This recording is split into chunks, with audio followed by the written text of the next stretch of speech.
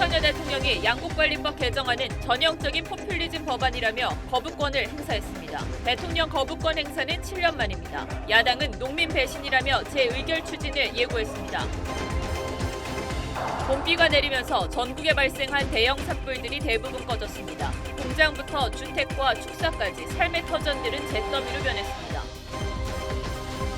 경찰이 강남 납치 살인 사건의 배후로 지목된 부부를 출국 금지 조치했습니다. 또 마취제 출처를 조사하기 위해 주범의 가족이 근무하는 성형외과를 압수수색했습니다. 고용노동부 장차관과 실무진이 주 69시간제 폐기를 압박하는 문자 폭탄에 시달리고 있습니다. 민주노총 지도부가 문자 발송을 독려했는데 지금까지 5천 건이 넘었습니다. 맥신 커피 믹스 일부 제품에서 실리콘이 섞였을 가능성이 확인돼 해당 업체가 회수에 나섰습니다. 식약처는 행정처분을 요청했습니다. 다만개 등의 히트곡을 남긴 가수 현미 씨가 향년 85세로 별세했습니다. 가요계와 팬들의 애도가 이어졌습니다. 2030 월드엑스포 실사단이 부산에 찾아 사흘간의 실사 일정을 시작했습니다. 부산 시민 5천여 명은 실사단 방문을 환영했습니다.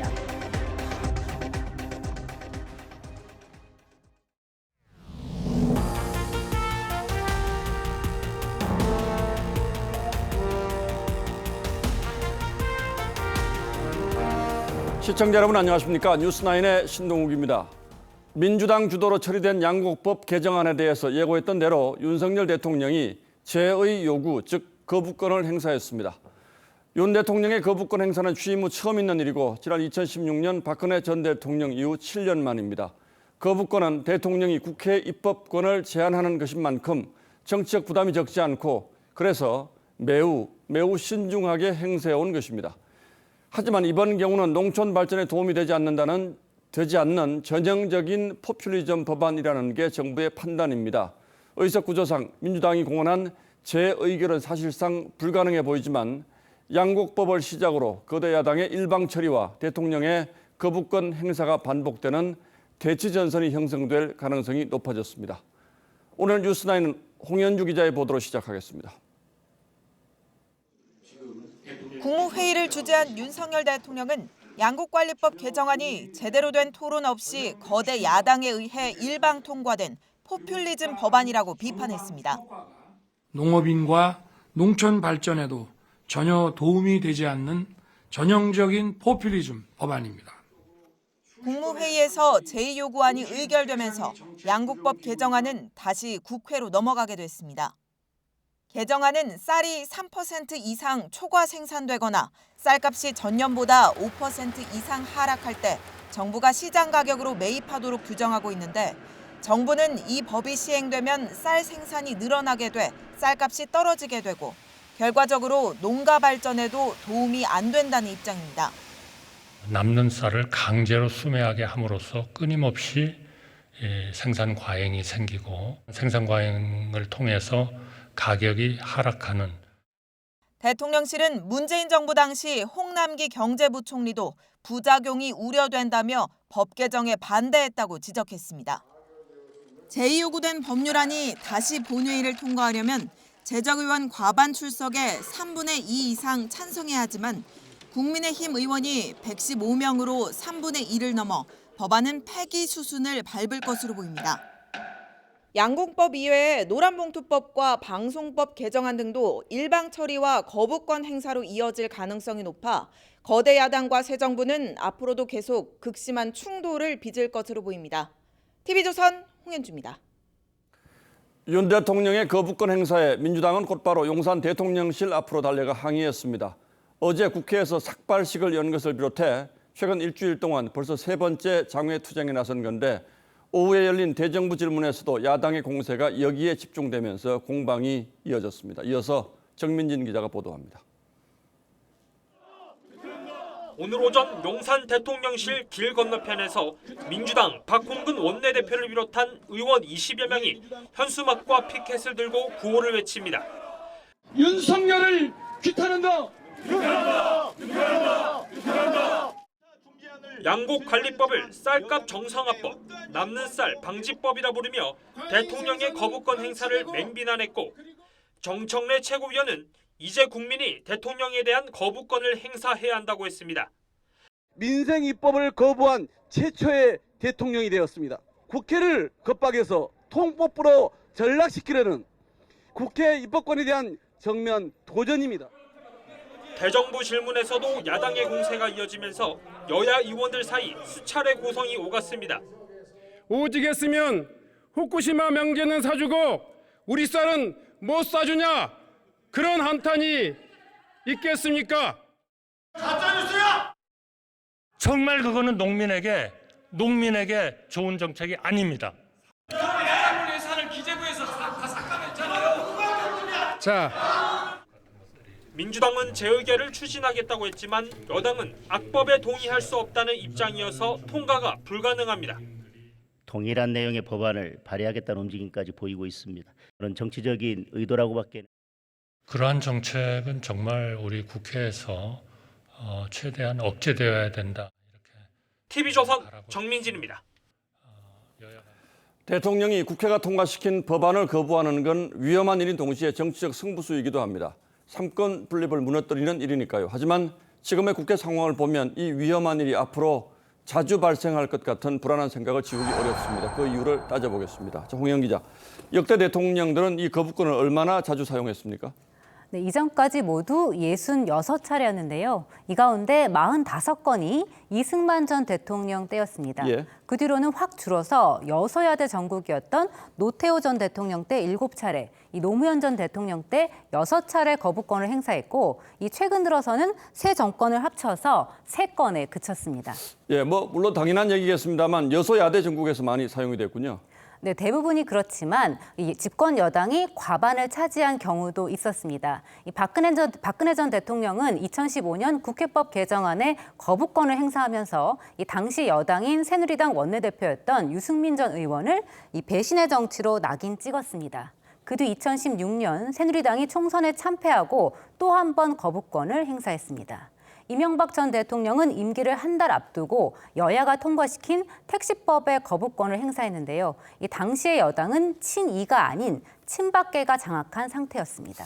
자, 그렇게 대통령이 국회로 돌려보낸 법안들은 결국 어떻게 됐습니까? 네, 헌법에 보면 대통령이 제의를 요구한 법안은 이 제적의원 과반 출석에 3분의 2 이상 찬성해야 법률로 최종 확정됩니다. 지금까지 66번 가운데 절반인 33번은 이 대통령의 거부권 행사에도 법안이 확정됐습니다. 이 승률이 50대 50인 셈인데요. 하지만 민주화 이후인 1988년 이후만 보면 16건 중에 1건밖에 없습니다. 노무현 전 대통령 때였는데 당시 여당인 열린우리당 의석수는 전체의 5분의 1도 안 됐습니다. 자, 사실 대통령이 거부권을 행사하는 이런 상황들은 없을수록 좋은 거겠죠? 네, 맞습니다. 이 거부권은 이 대통령이 가진 헌법적 권한이자 강력한 카드지만 마구 쓸 수는 없습니다. 이 실제로 과거에는 위헌성이 있을 때만 제한적으로 행사해 왔습니다. 정책적인 판단에 따라 거부권을 남용하면 대통령이 입법권을 침해한다는 부담이 따르기 때문입니다. 자, 그러니까 정치적 부담이 될 수 있다는 건데 역설적으로 얘기하면 야당은 오히려 이런 점을 노릴 수도 있겠군요. 네, 맞습니다. 그런 동시에 이 법안의 혜택을 받는 집단의 지지를 얻는 효과도 있습니다. 이번에 민주당이 밀어붙이고 있는 법안들을 보면 이 농민과 간호사, 노조 그리고 공영방송을 겨냥한 것들입니다. 예. 이 주로 국회법이나 측근비리 특검법 같은 정치적인 사안이 많았던 과거와는 다릅니다. 그래서 미국에서는 비난 게임이라는 분석도 있는데요. 야당이 일부러 선심성 법안을 통과시켜서 대통령의 거부권 행사를 유도한다는 겁니다. 하지만 이럴 경우 야당 역시 역풍을 맞을 가능성이 있습니다. 계산이 너무 빤히 보이게 되면은 결국 총선에서 정권 심판 프레임과 거대 야당 심판 프레임이 충돌인 건데 거대 야당 심판 프레임을 오히려 스스로 힘을 실어주는 결과가 나올 수도 있는 거죠. 네, 그래서 미국에서는 대통령이 법률안을 승인하지 않을 경우 미리 거부 사유를 행정정책 성명서에 적어서 의회와 사전 소통하는 절차를 거치기도 합니다. 예, 이런 상황이 왔다는 건 결국 국회 기능이 마비된 것과도 비슷한 뜻으로 받아들일 수가 있겠습니다. 다음 총선까지는 아직 1년이나 남았는데 말이죠. 예, 홍영 기자 잘 들었습니다.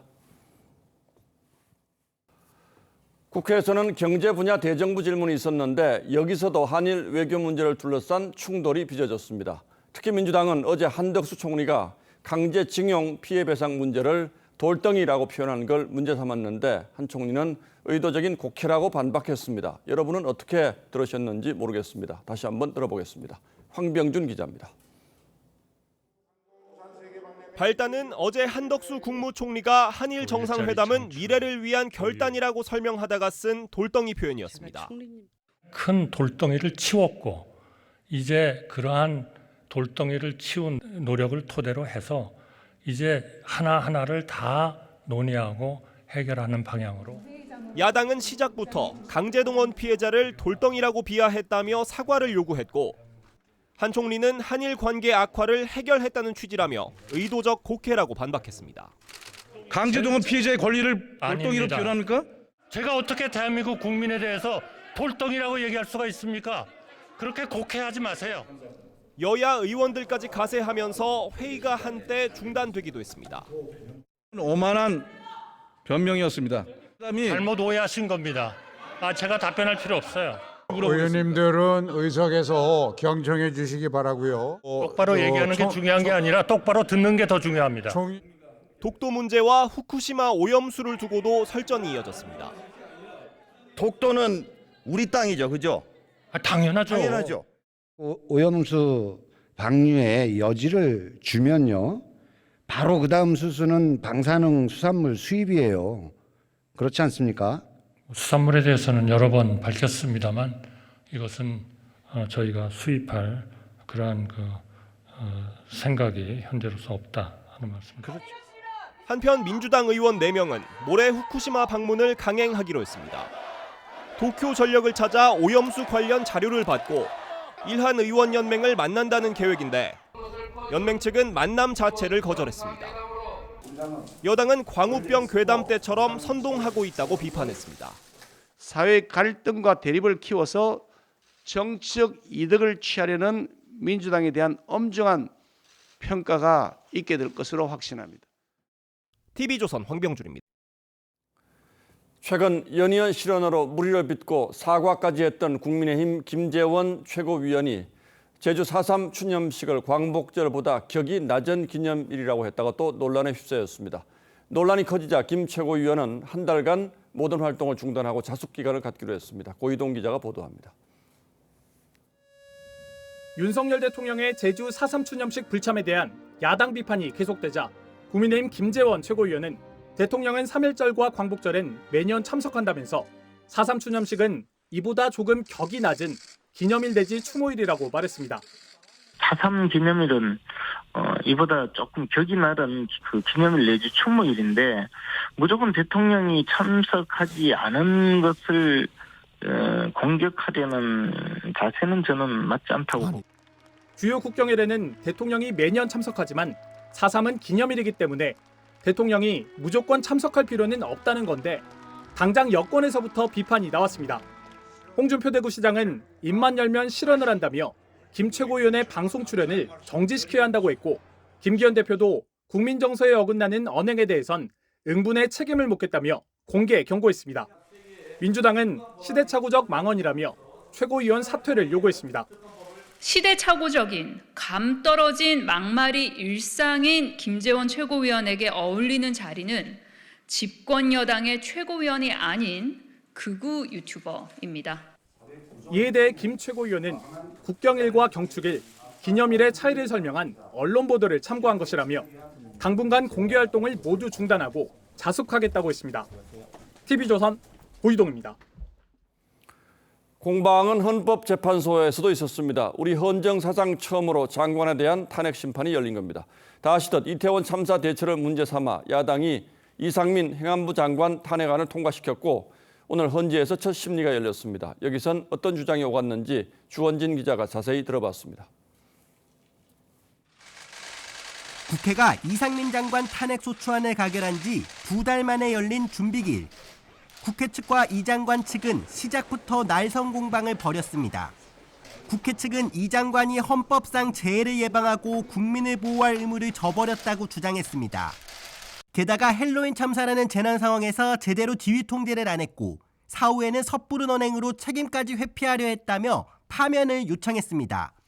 현지에서 신속하게 집중 심리를 통해서 실체가 밝혀질 수 있도록. 이 장관 측은 헬로윈은 주체자가 없는 행사였고 대로변에서 심각한 사태가 벌어질지는 아무도 예상 못했다고 반박했습니다. 특히 행안부 장관은 재난구조 과정에서 지휘 권한이 없다고도 강조했습니다. 탄핵을 통해서 파면당할 만큼 잘못된 중대한 위법을 범한 적이 없다는 점. 증인 채택을 놓고도 신경전을 벌였습니다. 국회 측은 유가족과 생존자 등 8명을 증인 신청했지만 이 장관 측은 당시 기록으로도 충분하다며 거부했습니다. 헌재는 18일 추가 준비기일을 열고 다음 달부터 본격 심리에 들어갑니다. TV조선 주원진입니다. 예, 그동안 무척 가물기도 했습니다만 비가 이렇게 반가운 것도 참 오랜만이죠. 그야말로 단비가 내리고 있습니다. 그 덕에 지난 사흘 무서운 기세로 번져가던 전국의 산불도 대부분 큰 불길이 잡혔습니다. 걱정이 컸던 홍성에도 지금 비가 내리고 있습니다. 취재기자 연결해 보겠습니다. 자, 구자영 기자, 정말 반가운 비죠? 네, 사흘 동안 산불 피해를 겪은 충남 홍성 지역에 굵은 빗줄기가 내리고 있습니다. 오후부터 비가 내리면서 홍성 산불은 발생한 지 53시간 만에 큰 불길이 잡혔습니다. 순간 최대 초속 12m에 이르는 강풍 때문에 진화에 어려움도 겪었지만 오후에는 초속 6m로 잦아들었고 습도도 40%대까지 높아지면서 진화율이 빠르게 올랐습니다. 조금 전에는 지휘본부도 철수했고 오늘 밤에는 잔불 정리와 뒷불 감시가 이어질 예정입니다. 이번 홍성 산불로 여의도 5배 이르는 산림 1,454헥타르가 불탔습니다. 오늘 새벽에는 국가지정 보물이 있는 신라사찰 고산사 100m 앞까지 산불이 접근하는 아찔한 상황도 벌어졌습니다. 산림당국은 불이 꺼지는 대로 실화 등 산불 원인을 조사할 예정입니다. 경북 영주 산불은 119 특수대응단의 야간 진화 활약으로 오늘 오전 주불을 잡았습니다. 비 소식과 함께 대전과 전남 한평, 순천 등 전국에 남아있던 산불 6건도 주불 진화에 성공했습니다. 일요일인 지난 2일 산불 34건이 집중되는 등 사흘 동안 발생한 산불 51건이 봄비 덕분에 꺼졌습니다. 이번 비는 목요일까지 내륙에 최대 80mm가 내릴 것으로 보여 산불 걱정은 한시름 덜게 됐습니다. 충남 홍성에서 TV조선 구자영입니다. 예, 보신 것처럼 한시름 놓긴 했습니다만 지난 사흘 동안의 산불만으로도 주민들의 삶과 마음에는 깊은 상처가 생겼습니다. 바쁘게 돌아가야 할 공장은 화마에 휩싸여 뼈대만 앙상하게 남았고 잿더미로 변한 보금자리 앞에서 주민들은 망연자실하고 있습니다. 박건우 기자가 전남 한평과 순천의 산불 피해 현장을 돌아봤습니다. 산자락이 온통 잿빛으로 변했습니다. 시커멓게 불탄 건물은 맥없이 무너져 내렸습니다. 강풍을 탄 산불이 덮치면서 주류공장 4동이 불탔습니다. 산불이 덮친 이 복분자 공장의 외벽은 검게 그을리고 구겨졌습니다. 순식간에 번진 산불에 말 그대로 속수무책이었습니다. 우리 집이 어느 정도 이제 잠불 끄고 있는 상황에 거기가 이제 제대로 난 거예요. 엄청난 막 연기가 하염같이. 산불이 핥히고 간 지역은 전쟁터처럼 변했습니다. 불에 탄 축사와 비닐하우스는 뼈대만 앙상하게 남았고 간신히 키우던 소를 구한 농민은 겨우 한숨을 돌립니다. 축사는 연기가 하나 잡으러 갔고 아주 소들도 그냥 콜록콜록 오고 지금도 날리고 굉장히 힘들었어요. 몸만 겨우 빠져나와 이틀 동안 대피소 생활을 한 주민들은 놀란 가슴을 부여잡고 뜬 눈으로 밤을 지새웠습니다. 많이 놀랬죠. 이제 뭐 동네 인접해 갖고 있기 때문에 처음 있는 일입니다. 이렇게 이제 많이 나는 것은. 집과 축사, 공장까지 휩쓴 산불에 주민들의 삶의 터전마저 줄줄이 잿더미로 변했습니다. TV조선 박건우입니다. 며칠 동안 불길을 피해서 피난 생활을 했던 이재민들은 이제 집으로 돌아갈 수 있게 됐습니다. 하지만 집이 완전히 타버려 언제 돌아갈 수 있을지 기약할 수 없는 이재민들도 있습니다. 특히 대전 산불은 몸이 불편한 요양시설 입소자들에게도 큰 고통을 안겼습니다. 최우정 기자가 취재했습니다. 강당 안엔 텐트가 들어섰고 노인과 장애인 등이 힘겨운 듯 앉거나 누워 있습니다. 요양시설 근처로 산불이 접근해 입소자와 직원 등 900여 명이 긴급 대피한 겁니다. 노인과 중증 장애인 등 거동이 불편한 경우가 많아 대피소 생활이 더 어렵습니다. 우풍도 심하고 많이 추워가지고 그 장애인분들께서 많이 불편함을 토로하셨어요. 식사도 원래 드시는 거에 비하면 매우 열악한 상황이죠. 화재 이틀째인 어제 산불이 주춤하면서 250여 명이 요양시설로 복귀했지만 오후 들어 불길이 되살아났습니다. 불길은 산 위에서 중턱까지 내려와 뒤로 보이는 장애인 거주시설 20m 앞까지 번졌습니다. 결국 50여 명은 또다시 대피소를 찾아야 했습니다. 네, 여기서 짐 싸서 들어갔다가 정리하고 있다가 다시 또 그걸 싸서 다시 나와서 푸는 거죠. 복잡했습니다. 임시 대피소에서 한꺼번에 지내다 보니 사실상 뜬 눈으로 밤을 지새야 했습니다.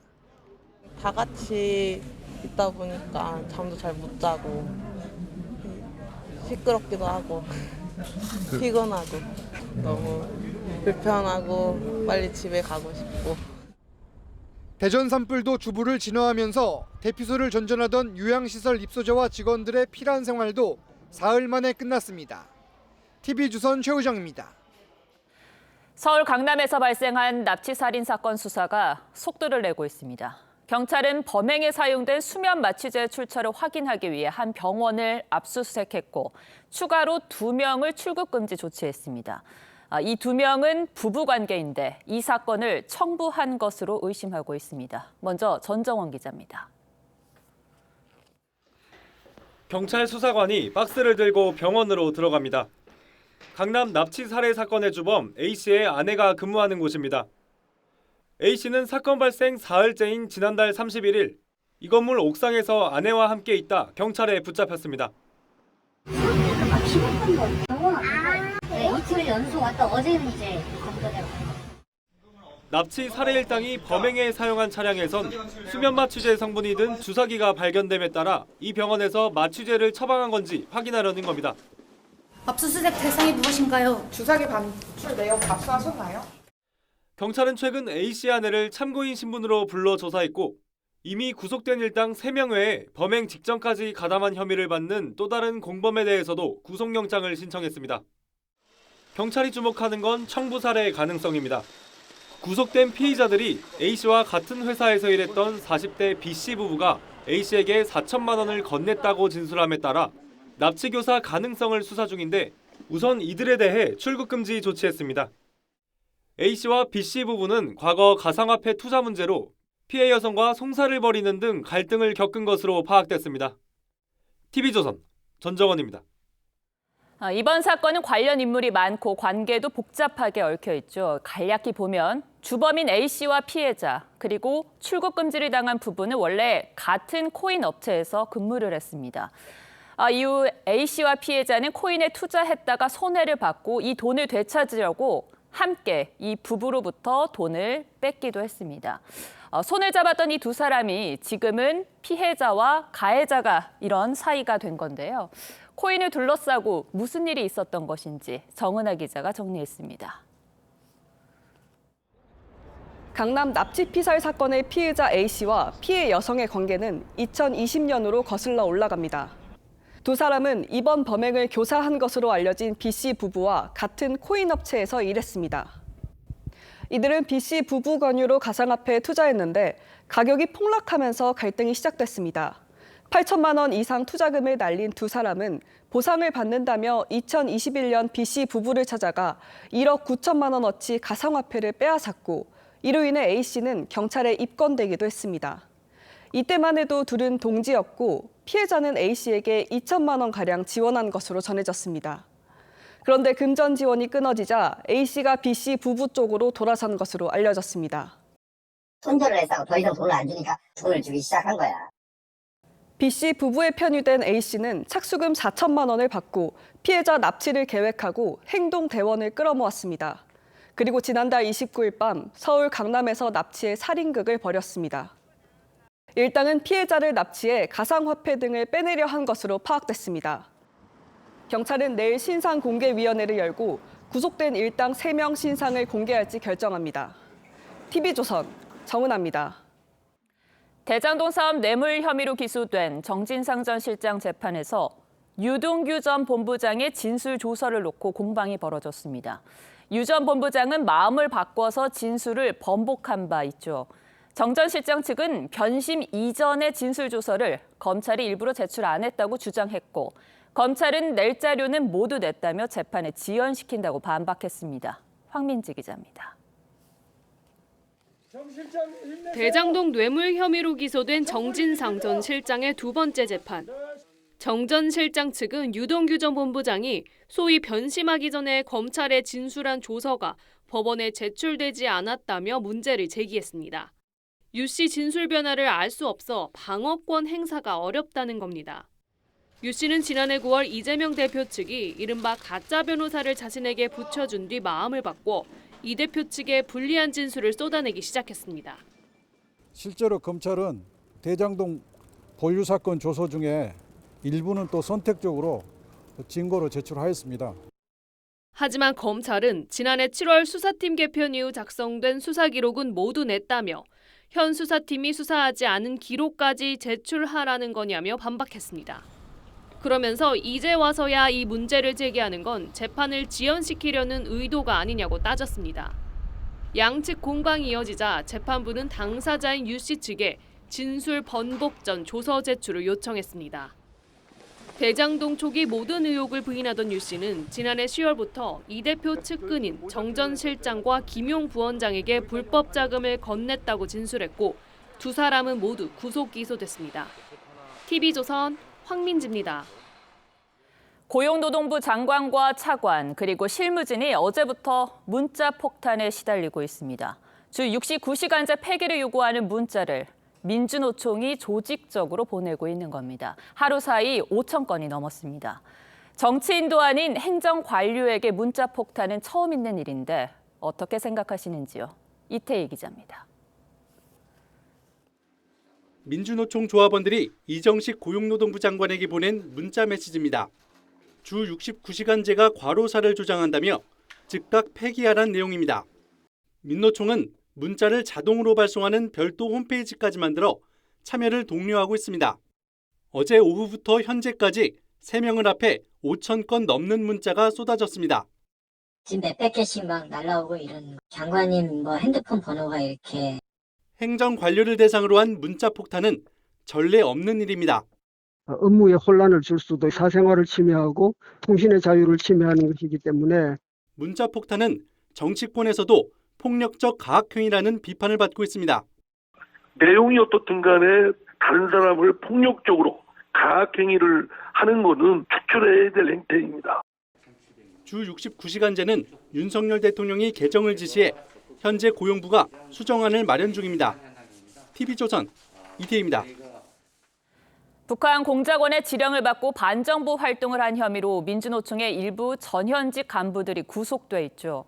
방첩당국이 신청한 구속영장 일부를 입수했는데 여기에는 민노총 위원장 선거에도 북한이 관여한 정황이 담겨 있었습니다. 어떤 지령이 있었는지 윤동빈 기자가 단독 취재했습니다. 지난 2월 국정원과 경찰이 민주노총 경남본부 금속노조 사무실을 압수수색한 데 이어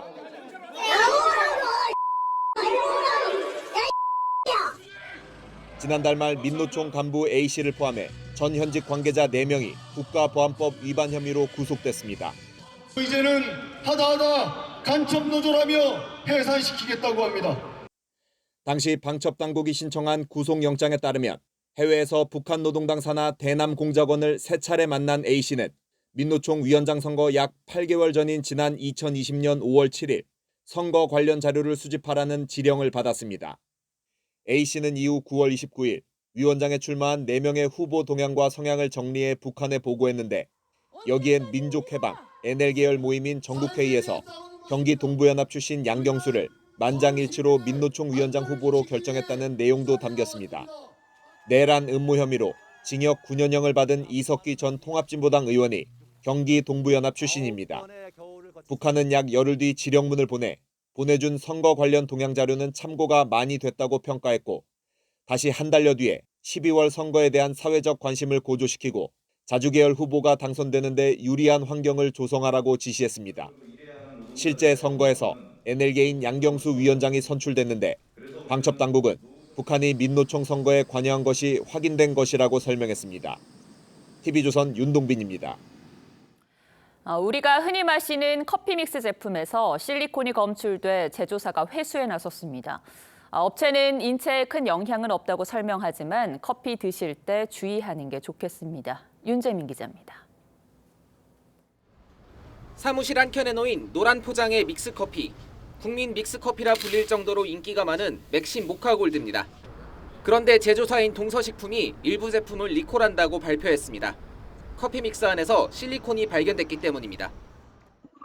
샘플을 뽑아갖고 거기서 검사를 하다가 나와서 언제부터 언제까지가 문제가 있을 것 같다라고 판단해서 공장 기계에 동전 크기 실리콘 재질 뚜껑이 빠졌고 커피 원두와 함께 갈려 포장된 겁니다.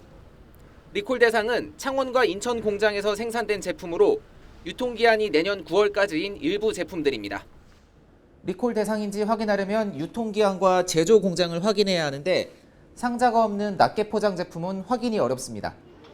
소비자들은 먹거리 관리 부실에 대해 강한 불만을 드러내면서 자발적인 리콜은 그나마 다행이라는 반응입니다. 또 믹스커피는 우리가 제일 일상에서 많이 먹는 거잖아요. 근데 앞으로도 계속 이 제품에 대해서는 조금 변경을 할 것 같아요. 걱정이 되는데 회사에서 리콜 들어갔다고 하니까 잘 해결될 거라고 믿습니다. 동서식품 측은 실리콘을 먹어도 소화되지 않고 배출돼 큰 문제가 없을 것이라면서도 알갱이를 맨눈으로 확인할 수 있는 만큼 주의해달라고 당부했습니다. TV조선 윤재민입니다. 청약에 당첨돼도 일정 기간 거래를 못하게 하는 분양권 전매 제한 규제가 3일 뒤부터 풀립니다. 제한 기간이 확 줄거나 없어진 곳도 있습니다. 그런데 당장 분양권을 거래하기는 힘들어 보입니다. 실거주 의무 규정이 풀리지 않았기 때문인데요. 시장에 혼선만 준다는 지적도 나옵니다. 백대우 기자가 보도합니다. 서울의 한 아파트 견본주택. 평일에 사전 예약제로만 운영하는데도 방문객들로 북적입니다. 상단 부스 한켠엔 청약 관련 홍보물들이 이렇게 쭉 늘어서 있는데요. 1년 뒤 전매가 가능하다는 문구가 눈에 띕니다. 일산 부동산 대책 중 하나로 분양권 전매 제한 완화를 담은 주택법 시행령 개정안이 오늘 국무회의를 통과했습니다. 오는 7일부터 시행되는데 서울 강남 3구와 용산구 등 규제 지역의 전매 제한 기간은 최대 10년에서 3년으로 비수도권은 최대 4년에서 1년으로 각각 줄어듭니다. 규제가 풀리면서 이번 달 전국 아파트 분양도 1년 전보다 87.5% 늘었습니다. 하지만 수도권의 분양가 상한제 주택에 적용된 실거주 의무 규정이 남아있다는 게 변수입니다. 전매 제한과 실거주 의무가 같이 풀려야 분양권 거래가 사실상 가능한데 주택법 개정안은 국회에 계류 중입니다. 정부 발표만 믿고 입주 계획을 세운 수요자들은 분통을 터뜨립니다. 정부 정책이 예측 가능하지가 않잖아요. 전세를 줄지 입주를 할지 같은 중요한 결정을 할 수가 없어가지고 당혹스러워요. 정부 여당은 실거주 의무 폐지를 자신하지만 4월 임시회가 열리는 즉시 협의에 나서 상반기 안으로 폐지되도록 야당과 힘을 모으겠습니다. 생애 최초 취득세율 완화 법안처럼 여야 시각차로 국회 문턱만 계속 맴돌 가능성도 배제할 수 없습니다. TV조선 백대우입니다. 2030 월드엑스포 실사단이 부산에 도착했습니다. 부산 시민 5천여 명의 뜨거운 환영 인사를 받은 실사단은 사흘 동안 검증에 나섭니다. 하동원 기자입니다. 부산역 광장이 시민들로 가득합니다. 실사단이 모습을 드러내자 시민 5천여 명이 박수와 환호성을 지르며 반깁니다.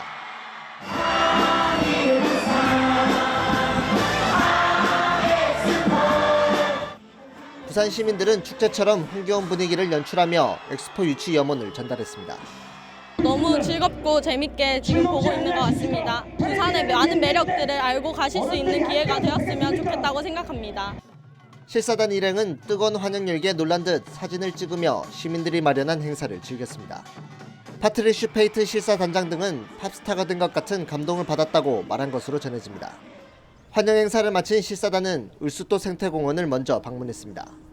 부산 엑스포의 주제 가운데 하나인 자연과의 지속 가능한 삶에 걸맞게 친환경 수소버스로 이동한 뒤 치료를 마친 야생매를 돌려보내는 체험도 진행했습니다. 엑스포 실사단은 오는 6일까지 사흘 동안 부산 곳곳을 둘러보며 14개 항모에 걸쳐 평가를 진행합니다. 내일부터는 엑스포 예정 부지인 북항 일대를 둘러봅니다. 오는 6일에는 광안리에서 100만 명이 몰릴 것으로 예상되는 불꽃쇼도 관람하며 부산의 엑스포 유치 열기와 안전성 등을 평가할 예정입니다. TV조선 하동훈입니다. 다음 뉴스입니다. 한때 6%대까지 치솟았던 물가 상승률이 4% 초반까지 내려오며 1년 만에 최저치를 기록했습니다. 한시름 놓는가 싶었는데 주요 산유국의 석유 감산 문제가 다시 복병으로 등장했습니다. 앞으로 우리 경제 어떻게 될지 송병철 기자가 물가를 중심으로 풀어봤습니다. 지난달 배럴당 60달러대까지 내려갔던 서부 텍사스산 원유. 오늘은 80달러대까지 뛰었습니다. 주요 산유국들의 추가 감산 때문입니다. 출렁이는 유가에 당장 미국부터 신경을 곤두세웠습니다. Look, we don't think that production cuts are advisable at this moment, given the market uncertainty. 우리나라도 걱정입니다. 3월 소비자 물가는 4.2% 올라 1년 만에 최저치를 기록했는데 휘발유와 경유가 나란히 15% 넘게 떨어진 영향이 큽니다. 그런데 유가는 반등하고 전기와 가스요금 등의 예고된 인상까지 겹쳐 물가 자극 우려가 다시 커지는 겁니다. 공공요금 인상 요인과 국제 원자재 가격, 또 서비스 부분의 둔화 여부 등 여러 불확실한 요인이 상존하고 있는 상황. 물가 안정이 최우선인 미 연준이 긴축의 고삐를 더 잴 거란 관측도 나옵니다. 제임스 블라드 세인트루이스 연은 총재는 유가 상승으로 인해 물가를 낮추는 연준의 임무가 더 어려워질 수 있다고 우려했습니다. 미국과 금리 격차가 벌어지고 물가까지 오르면 한국은행도 금리를 안 올리기 어렵습니다. 물가는 못 잡고 경기는 추락하는 스태그플레이션의 시나리오가 우리 경제에 다가오고 있습니다. TV조선 송병철입니다. 삼성전자가 충남 지역의 4조 원대 디스플레이 분야 신규 투자 계획을 밝혔습니다. 지난 3월 정부의 반도체 클러스터 구축 계획에 이어서 또 한 번 대규모 투자 계획이 나온 건데 윤석열 대통령과 함께한 삼성 이재용 회장은 디스플레이 초격차를 선언했습니다. 이게 어떤 의미인지 장혁수 기자가 취재했습니다. 윤석열 대통령과 나란히 입장하는 삼성전자 이재용 회장. 협력을 다짐하며 주먹을 불끈 쥡니다. 파이팅! 지역균형 발전을 위해 60조 원을 투자하겠다고 약속한 삼성이 충남 아산에서 첫 계획을 밝혔습니다. 저희 삼성은 바로 이곳 아산에서 아무도 가보지 못한 디스플레이 산업의 새로운 미래를 개척해 나가겠습니다. 첨단 올레드 분야를 집중 투자해 세계 최고의 디스플레이 클러스터를 만들겠다는 계획입니다. 이를 통해 올레드 시장에서 막대한 정부 지원금과 저가 공세로 추격하는 중국과의 격차를 벌리겠다는 겁니다.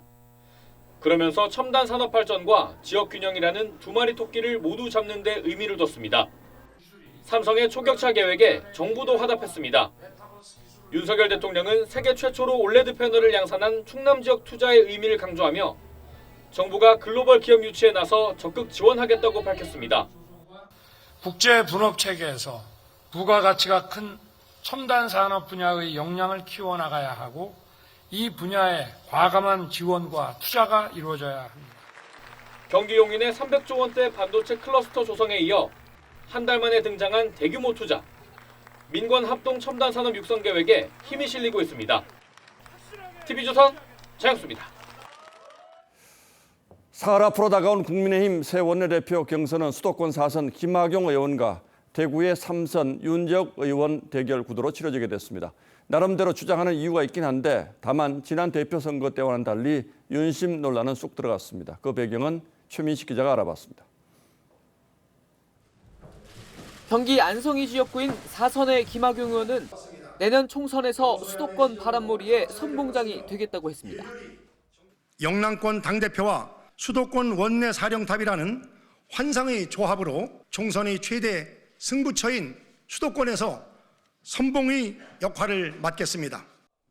김기현 대표와 박대출 정책위 의장이 모두 영남 출신인 만큼 원내대표는 수도권 출신이 적임이라는 겁니다. 국방위원장을 지낸 경륜과 대야 협상 능력도 강조했는데 부당한 공세에는 타협하지 않겠다고 강조했습니다. 어떤 일이든지 민주당과 가슴을 열고 대화할 그런 각오를 가지고 있습니다.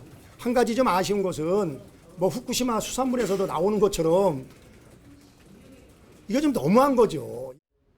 대구 달서울이 지역구인 삼선의 윤재욱 의원은 지역구도보다 능력이 우선이라고 강조했습니다.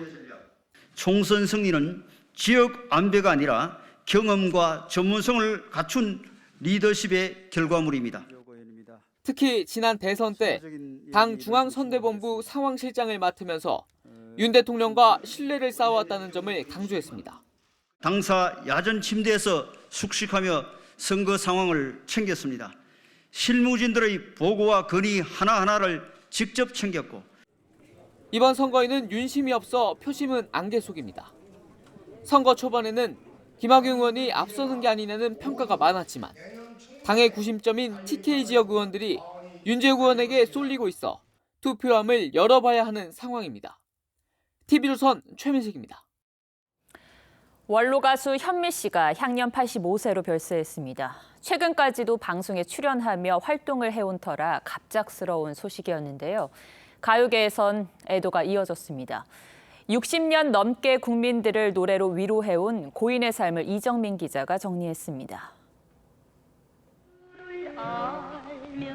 1938년 평안남도 평양에서 태어난 고인은 1957년 미 8군 무대에서 우연히 마이크를 잡으며 가수의 길을 걷게 됐습니다. 1962년 첫 앨범에 실린 밤안개로 큰 인기를 누렸고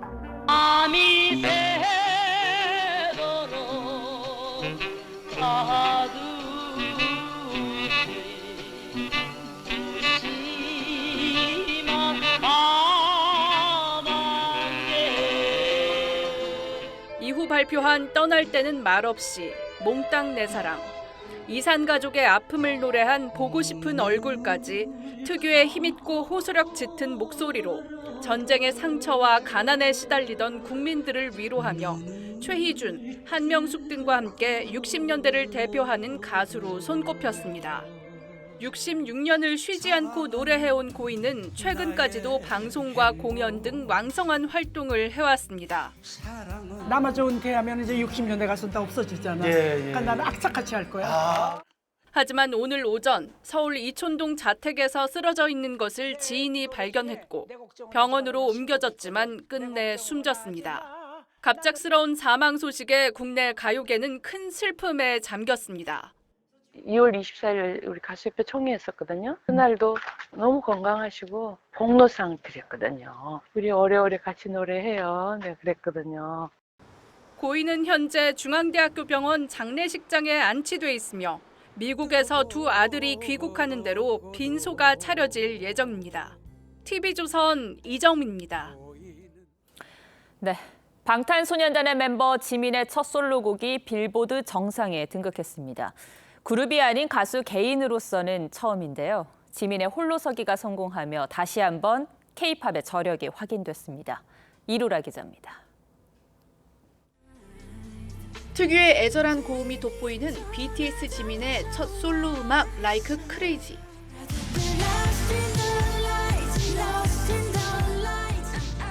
공개 한 달도 안 돼 미국 빌보드 메인 싱글 차트인 핫 100에서 1위를 차지했습니다. 앞서 방탄소년단이 다이너마이트 등으로 싱글 차트에서 1위를 차지한 적은 있지만 솔로 가수로선 지민이 최초입니다. 핫100 차트는 음원 판매량, 스트리밍 횟수는 물론 라디오 방송까지 합산해 매긴 노래 성적으로 미국 내 대중적 인기가 없으면 차트 진입이 불가능합니다. 지민은 최근 미국에서 인기를 끌고 있는 복고풍의 신스팝 장르를 선보인 게 주요했다는 분석입니다. 지민은 팬 커뮤니티를 통해 부족함을 많이 느꼈는데 어안이 벙벙하다면서도 다 방탄소년단과 아미 덕분이라고 팀과 팬들에게 감사의 인사를 전했습니다. 그동안 방탄을 포함한 우리 K-팝이 문을 두드리고 저변을 넓힌 그런 효과라고 저는 생각이 들고요. 완전체로 활동했던 것과 다를 바 없이 개별적인 활동을 할 때도 지민의 1위 등극으로 K-팝의 영향력이 다시 한번 확인됐습니다. TV조선 이루라입니다. 인류 역사상 처음으로 달 탐사에 나설 여성과 흑인 우주 비행사가 선정됐습니다. 미 항공우주국은 반세기 만에 다시 사람을 달에 보내는 계획을 추진하면서 우주 탐사를 백인 남성의 전유물로 두지 않겠다는 의지를 드러냈습니다. 아쉽게도 아시아계는 명단에 오르지 못했습니다. 황정민 기자입니다. 여성 최초 달 우주 비행사 자리는 크리스티나 코크에게 돌아갔습니다. The longest continuous space flight ever by a woman, your mission specialist, Christina Hammett Koch. 코크는 이미 숱한 유리 천장을 깬 베테랑 비행사입니다. 2020년 여성으로서 가장 오래 무려 328일간 국제 우주 정거장에 체류하는 기록을 썼고 여성용 우주복이 부족해 미뤄졌던 우주 유영도 끝내 해냈습니다. The opportunity to do the first all-female spacewalk with Jessica Meir was a really special opportunity. 달 탐사선 아폴로호를 동경했던 어린 소녀는 마침내 직접 달 궤도에 오를 기회를 얻게 됐습니다. When I was young, I had a poster of the Earthrise picture, the famous picture that was taken on Apollo 8. It was so amazing to me. 흑인으로서 처음으로 우주 정거장을 밟았던 빅터 글로버는 또 한 번 흑인 최초의 역사를 쓰게 됐습니다. Go out there and we explore to learn about where we are, why we are, understanding the big questions about our place in the universe. 이번 아르테미스 2단계 우주 비행 명단에는 캐나다를 대표하는 제레미 한센과 사령탑 리드 와이즈먼도 포함됐습니다. 이들 4명은 내년 11월 열흘간의 달 궤도 탐사에 나섭니다. 후보 18인 안에 들었던 한국계 조니 김은 결국 탈락했습니다. TV조선 황정민입니다.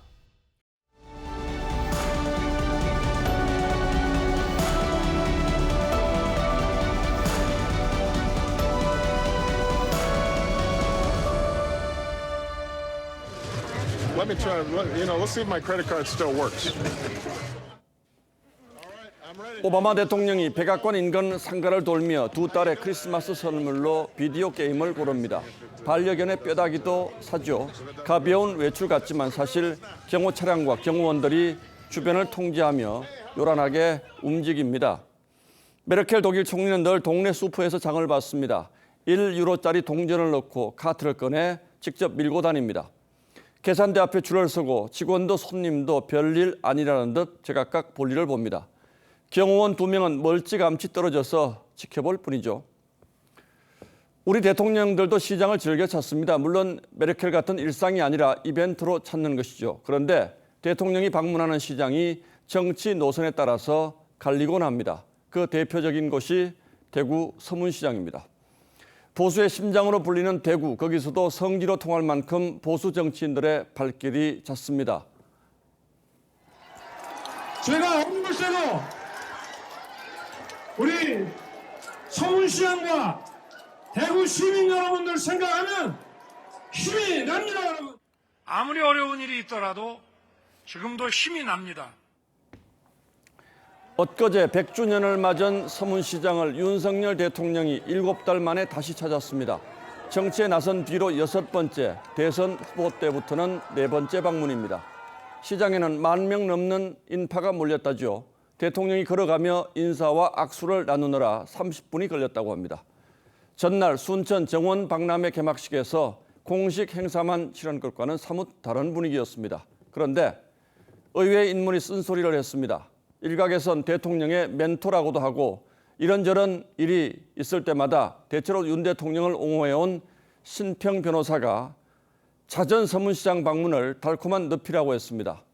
10분의 3 지지층을 향한 구애에만 치중하는 건 위험한 선택이라는 거죠. 대통령은 지난해와 이번 서문시장에서 똑같이 어려울 때 오면 힘이 난다고 했습니다. 지난해엔 취임 100일 만에 지지율이 20%대로 떨어졌고 지금 역시 여러 논란과 악재로 사정은 비슷하죠. 그럴수록 지지층 다지기에만 매달릴 게 아니라 중도층 마음을 얻어야 한다는 게 신 변호사의 주장입니다. 사실 국민의힘 내부에서도 비슷한 주장이 적지 않습니다. 실제로 최근 조사에서 국민의힘과 민주당 그리고 무당층이 여론을 3분하고 있습니다. 10달 전 지방선거 이튿날 조사와 단순 비교해 본다면 국민의힘 지지층의 상당수가 중도 무당층으로 옮겨간 셈입니다.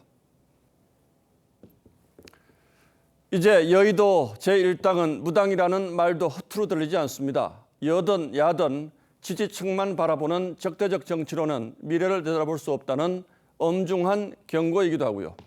누가 더 중도적으로 성큼성큼 보폭을 넓히느냐에 내년 총선의 승패가 달려있다고 봐야 할 겁니다. 4월 4일 앵커의 시선은 집토끼에 갇힌 집권 세력이었습니다.